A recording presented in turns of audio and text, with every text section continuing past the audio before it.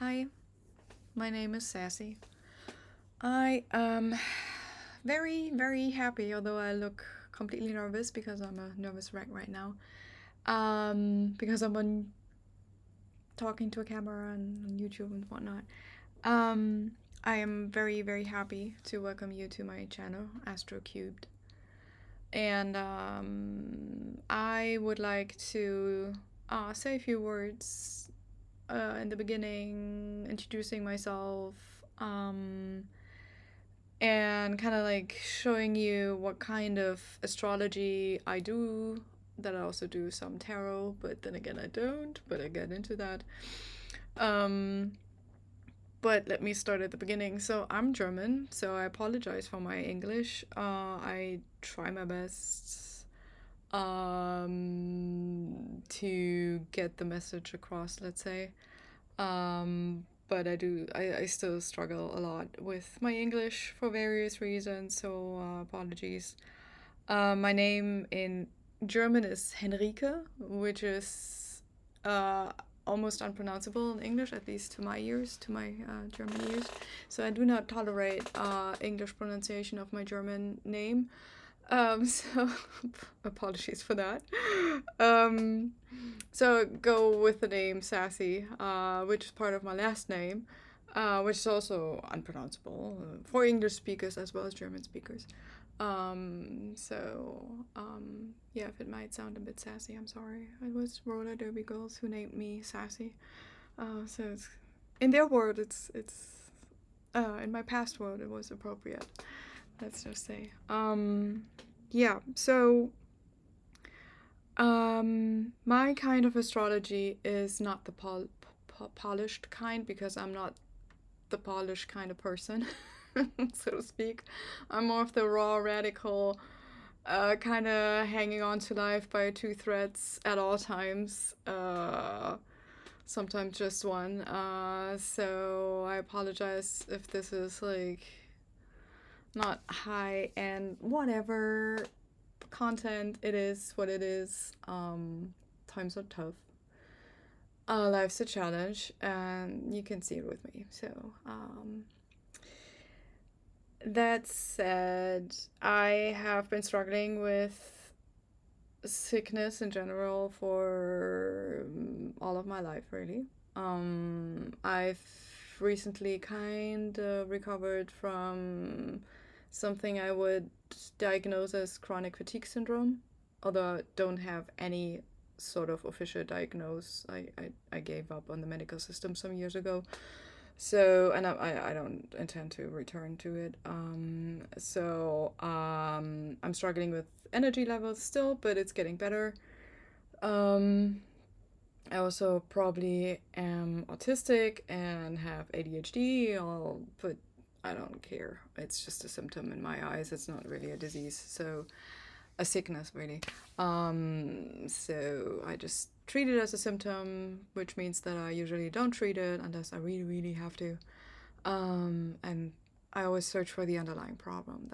That's what I'm all about. Going for the root of towards the root of things, whatever, like discovering what's really going on. Because at heart, at heart, I'm a scientist. I have a degree in biophysics, so biology, physics, chemistry, a bit of math. Um, but by now, I have a background in just about anything, really. I would love to study medicine, by the way, but not kind of to revolutionize medicine. More like from, yeah, whatever. Doesn't really make sense. Um, so my, so I started 5 years ago to study astrology, to really like before I was kind of interested and kind of knew something about the zodiac, but I never really had a look at a proper chart, a natal chart before that. And then 5 years ago I started that, and I really like to learn, so um, I really wanted to learn it, and I was hoping that it explained to me like my problems, and when I know astrology, everything's gonna be better. And obviously, that didn't work out. because it never does when you approach things like that. Like it's gonna be better if blah, whatever. That never works out. So for me, it didn't work out because it didn't explain it. My personality that my natal chart shows is should be an almost exuberant, feminine type of person, like Libra sun, Libra ascendant, Taurus moon, with a stationary direct Jupiter. Though that Jupiter is an Aquarius, so an eccentric, sort of bigger than life personality, very feminine, which I am not. And that's fine. There's like a gazillion reasons for that, and it's not like I believe a natal chart is like defining your pathway, and no. It's just a framework. But I got so frustrated with it, and I spent so many hours staring at my natal chart. Oh my god, how many hours? It's crazy. That combined with my research oriented mind, and I really like logic, like it needs to be logical. But then again, combined with like my moon is entwined with my Neptune, with an innate, I would say, talent or ability even to feel things, to really feel things. So I can feel what I comprehend, at least potentially. So that has enabled me to really dig deep into this intuitive, this esoteric stuff from kind of like a mental understanding kind of point of view, but not solely based on just mental abilities. So, which led me down the path, like from astrology to numerology, to philosophy, logic, some form of math. And I came up with my own stuff, which mostly didn't work. Admittedly, I'm like, if you're into science, you mostly also into experimenting, and I like to experiment on myself. So energetically, I'm always game. I'm always game to I don't know, try stuff out, and I have some energetic scars that I definitely are self-inflicted because of a thirst for understanding and just adventurous spirit taking over or whatever. So, but increasingly, I need to share what I found out. And now with Uranus and Gemini, it's like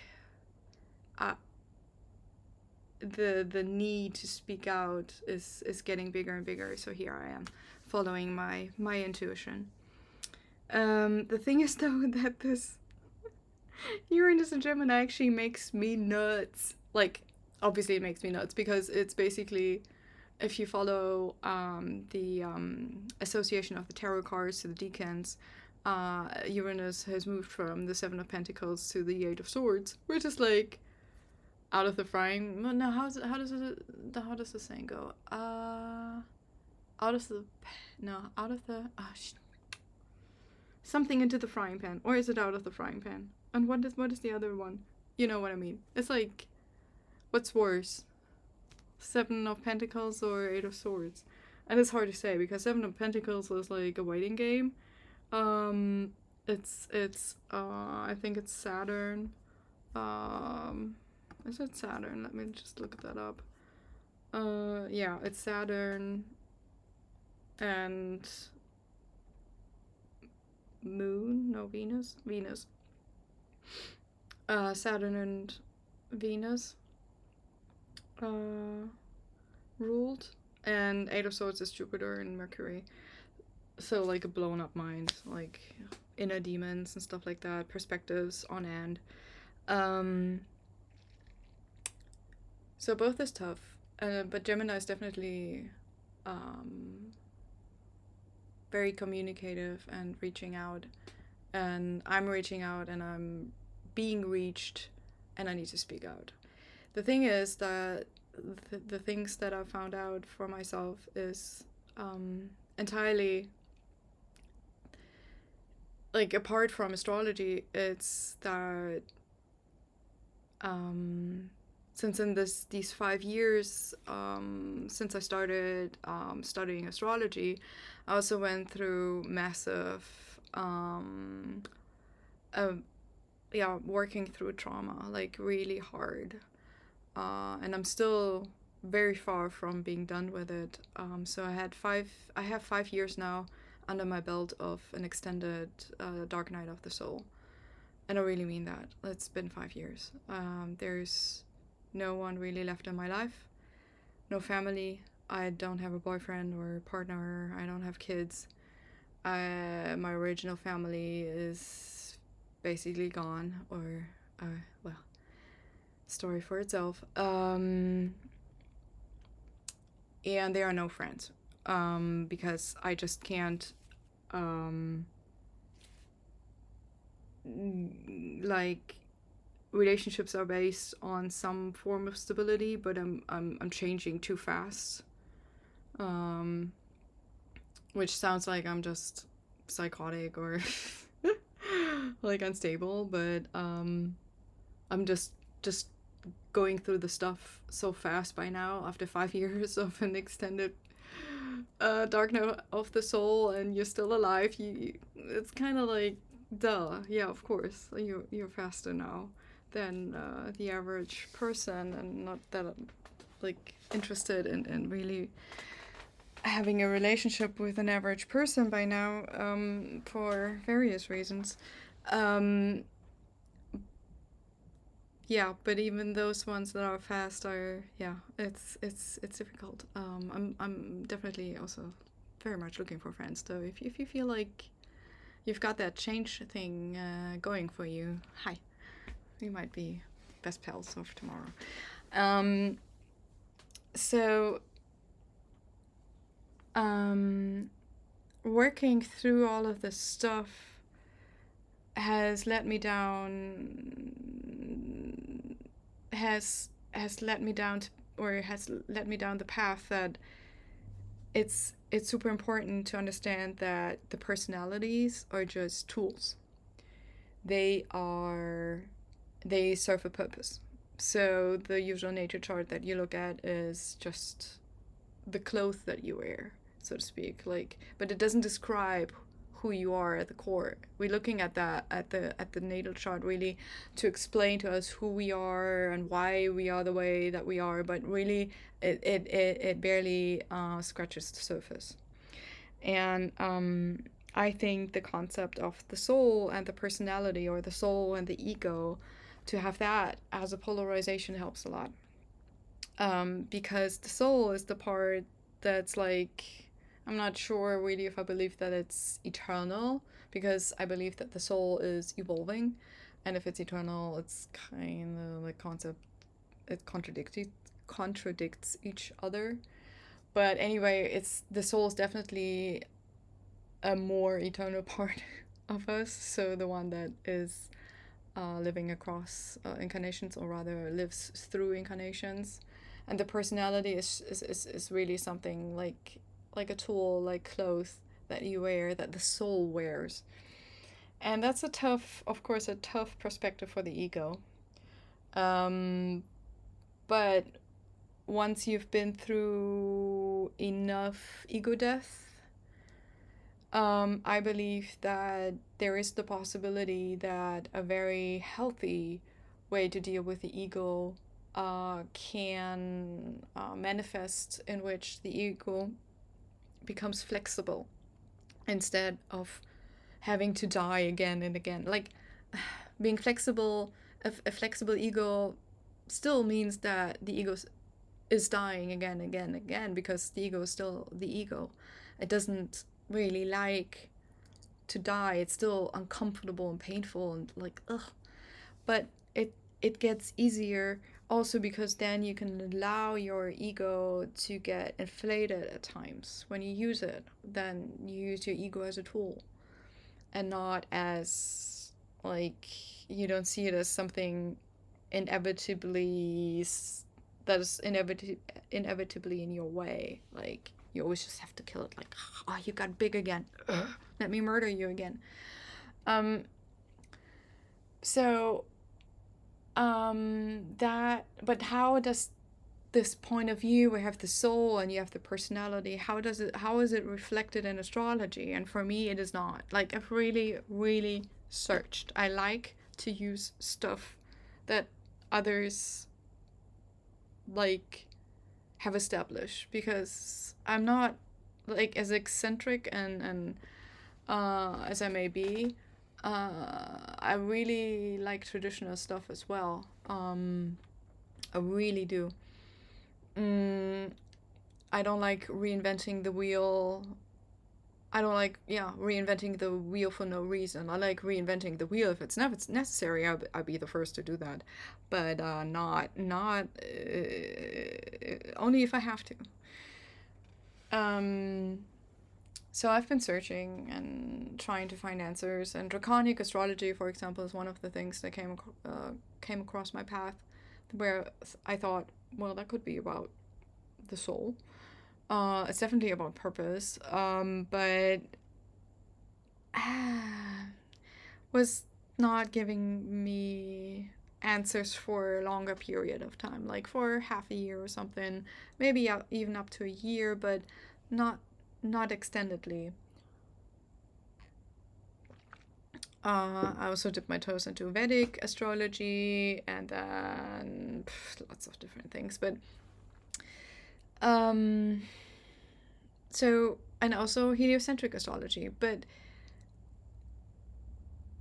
all of this doesn't really give me a complete answer. So what I came up with is my own numerology based on the number 3 and then 6 and then 12, which is a fourfold way of describing the number 3. So 3 is like the holy number, which results in the 6. Why, I can explain later. This is the story is too long to do this now. And then from the 6 to the 12 in a similar kind of way as from the 3 to the 6. And then I was like, there needs to be a relationship between the planets, and a logical relationship between the planets and the signs of the zodiac. So obviously there is a correspondence between the signs and the planets, but it needs to make sense. Right now it's just all over the place. I mean, Aries is Mars, for example. Taurus is Venus, and Gemini is Mercury. So you have a descending order: Mars, Venus, Mercury, getting closer to the sun. But then you have next, like, Cancer. That's the moon. Okay, fine. Well, the moon is a luminary, so it's not a planet. So what does it do in this group anyway? And then we've got Leo, then the sun. Okay, what is the sun doing here anyway? Well, we already got the moon, so why not the sun? Okay, all right. And then we go to Virgo, and it's Mercury again, and you're like, wait a minute, we already had Mercury. Okay, I'm just gonna go with it. Okay, it seems like it's mirroring some, like, itself so far between Cancer and Leo, like the fixed axis. And then we go to Libra, and it's Venus, and you're like, yeah, we've got some going here. And Scorpio's, oh wait, no, Scorpio's old ruler is Mars, but its modern ruler is Pluto. So what's going on here? And then you're ignoring that for a while, and you're like, okay, let's go to Sagittarius, and you're like, Jupiter. Yeah, that makes sense. After Mars comes Jupiter. So Pisces is about Jupiter. Well, and there you've got the old rule again, and you're like, that's what it is. But, and then you understand, like, Capricorn and Aquarius, one both ruled by Saturn, one, like, Aquarius ruled by Uranus in modernity. And you're like, oh no, I've got it. one side is about, or should be about, like one half of the cycle at least, based on fixity, is about the modern rulers, and the other one is the traditional rulers, and you're like, no. Because Aquarius is on that side, and on the other side, no, it's Aquarius and Pisces, and then on the other side, you've got Jupiter, sorry, it's only Pluto, right? So Scorpio. Um, okay, so maybe I need to do the upside down axes here. So that would leave Aries, no wait, Taurus through Libra as the original ones, and all the other like top ones as the modern rulers, but then you have Sagittarius as an exception, so that doesn't work out either. And on top of that, you have not explained why Mercury and Venus are double serving. You could say, okay, Mercury and Venus are just extra special because they're inner planets, so they it seems like they are like they are have a smaller orbit than the Earth, so they're always around the sun from Earth's perspective. So you could say that, yes. But why really? It doesn't explain. So that's like how my brain works. And thinking through this, I wanted a system that is cohesive, congruent. Are those the right words? Not cohesive, coherent. That's the word I'm searching for. Coherent in itself. And there you would expect something like, for me it was orbit size should match with order of the zodiac. So you would start out either with the outermost or the innermost planet, and then that would be the first or last zodiac sign, and then it would match, but it doesn't. Like the number, if you look at the sequence, it's all over the place. You have to do I think 5 or 6 steps to kind of untangle this mess, because what I've found is that there is not a mirroring going on, like I said before, with in between more the sun and the moon, and then Saturn as the opposite, like mirroring plane, so to speak. But that it's actually an octave, so it's not mirroring each other, but it's like repeating itself. That's the principle of an octave, as opposed to mirroring. So I believe in a zodiac that is based on orbits, increasing orbit size, and it starts with Vulcan, which is a hypothetical planet, but there needs to be one because Mercury is obviously associated with number 2, and that's another thing. Like everything is based on numerology, on the archetypes. Like for me, numbers are the archetypes of everything, really. And Mercury is clearly a 2. Also associated with the opposition, like aspects also need to be explained by this, and I found it, at least I think I did. And then Vulcan is the principle of compression, like what is the word again in English? Let me look that up. If you're not familiar with the god Vulcan, or what is it, Hephaestus or something, in Greek, a forge. Yeah. So Vulcan is basically a forge. So molding stuff, compressing stuff, taking things apart in the sense that you're putting so much pressure on it that it just dissolves into its essence, so to speak, and definitely an alchemical process. And that's associated with the conjunction. So that's 1 and 2.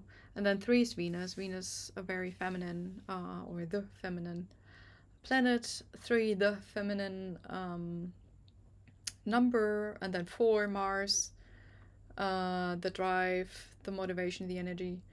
And then 5 is kind of like an empty space, like a vacancy on our way to Jupiter, because Jupiter's 6. Very harmonious, great, grand, even number, a sign, and planet. But 5 is the main, are the main built asteroids, I think. 5 is also the number of chaos, also of creativity in a way, but definitely of change. So I think the main belt asteroid might have been a planet in the past, or maybe a planet was never able to form in this kind of field because the chaos is just too big. I don't, but I have to say it's actually chaos and order, the 5, because true chaos, like with a capital C, is for me the work of the devil, and the work of the devil is not part of my of the structure that I suggest, because structure in itself cannot be um, cannot be touched by true chaos. So the chaos that I mean within the 5 is always chaos and order. Though there is something as false god, which are then also the work of the devil, those ones can have structure, but then we need to distinguish, is it a structure of light or is it not? And for me, I found out that a structure of light is based on the number 3. So that number for me is kind of holy, and I will make at some point a video about, like, a separate video about that, and it'll come up like almost in every video probably, because it's just at the very basis of what I do, kind of like shunning out evil, but not, and still embracing the shittiness of it all, like all the challenges and the pain, and not be like, oh, humanity is ascending and it's just like sunshine and daisies and rainbows and shit all day. No, that's not me. That's so not me. Yeah.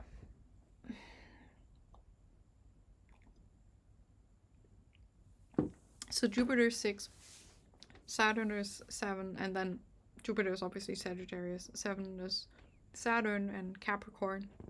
8 is Uranus. Is then the higher octave of Mercury, and Aquarius, obviously. And Saturn is the higher octave of Vulcan, which kind of makes sense, I think, if you think about it. 9 is Neptune, the higher octave of Venus. Pluto is 10 and the higher octave of Mars. Then we have another vacancy with a higher octave of the main belt asteroids, which are then for me the trans-Neptunian objects. And then we need another planet, the higher octave of Jupiter, and we don't really have one there. Like, you have plenty of trans-Neptunian objects that are candidates. Like, Sedna and Eris come to mind, at least for me, because especially Sedna, because it has such a large, highly elliptical orbit. But actually I don't know. I think Sedna is still a TNO, a trans-Neptunian object, though, and I think there is another planet lurking out there that we have not seen yet, at least not seen yet, like recognized as the object that it is. So it might have been photographed, but not recognized it as a planet in our solar system. And there is actually a hypothesis out there that there is such a planet, derived from the wobbliness, let's say, of some trans-Neptunian objects. And it's called Planet 9 or Planet X, at least on Wikipedia. And I've calculated or like looked up um, the position inside the zodiac for that, for where the scientists think this planet is, and it's round about 6 degrees, 30 minutes in Gemini. So, and it's not really moving; it's so slow. But it might be like, I don't know. It might be speeding right towards Earth right now, and it might be discovered soon. Who knows? I mean, I called it Nibiru because I'm kind of like a doomsday girl, and I kind of, you know, would like to see 3 days of darkness, and kind of would not like to see 3 days of darkness, obviously. But if if that is going to change humanity for the better, I take it. Let's just say that. And I would help as much as I can, whatever needed, in those days. So I work with 12 planets plus the sun and the moon, and I work with the lunar nodes and the ascendant, midheaven, IC descendant, and so on. But the sun and the moon, the ascendant, MCIC descendant, and the lunar nodes I work with geocentrically. So that's the way you used to it, I would say, because most people probably have not really heard of heliocentric astrology, and even if they have heard of it, they usually, like, very, very, very, very few people are actually working with heliocentric astrology. And I work with heliocentric astrology only when it comes to the planets, because the planets rotate around the sun. And I am sick of Mercury and Venus always being around the sun. They, for me, because Mercury is the mind, Venus are emotions, and it's like the basic thing within myself. That's like butter and bread. Like, I don't eat butter and bread, but this is like of my transformation, working with the mind and the feeling, and bringing those two into alignment, basically, is my bread and butter. And having those two bound to the sun is it's a no-go. I just can't do this any longer. Although I can feel it. I can feel it, like, viscerally, that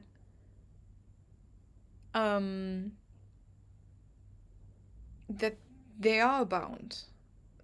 Like, because my perspective, my being is so subjective. Like, I think the geocentric view is just the personal view. If you just have the geocentric view on things, like also on the planets, or not just on the sun and the moon, I think that there it makes sense, because they rotate around the Earth or above the Earth or whatnot. But they have some direct relationship with the Earth, so there the geocentric perspective makes sense. But not with the planets, because they rotate around the sun. But I can still feel the geocentric position of the planets, and it drives me nuts. I want to get rid of that. I want to be able to at least more feel the heliocentric view of the planets, because I think that's the natural way how it kind of should be, or it's more a perfect way, a more lightful way to live, or a loving way towards myself. And I want to love myself so I can love others more and communicate with them better, so I can communicate with myself better and everything. So this all talks about the same thing, that is, for me, I need my soul, like, my personality cannot live by, well, it can live by itself, but it's kind of like, I always compare it to a video game character. A video game character, just by itself, it has some routines, but it basically dumps itself down to be an NPC if it's not in connection to to a controller, to the person who's sitting in front of the computer. And the person sitting in front of the computer is your soul. Which is obviously like a huge challenge for the ego, like on an everyday basis. That's at least the case for me. But I'd rather have that challenge than this zombie that I turn into when I forget that I'm a tool. Tool sounds very mechanistic and cold, but for me it's I don't know. It's a good description because I like to be useful. I like to change things. I like responsibility. So for me this word works, but maybe I find better analogies in the future. I don't know if you have a good example, please write it in the comments if you like to. Yeah, so my astrology is kind of like my way of connecting better with my soul. And after many trials and errors, I also tried to like start a YouTube channel for like forever. This is about my 5th or 6th attempt, I don't know. I stopped counting. But maybe this time is the time. And all the other times for preparations, who knows. But yeah, I think I just leave it at that for now. I hope you didn't run away screaming, and kudos to you if you're still listening to me. And I hope to talk to you in the future. Bye bye.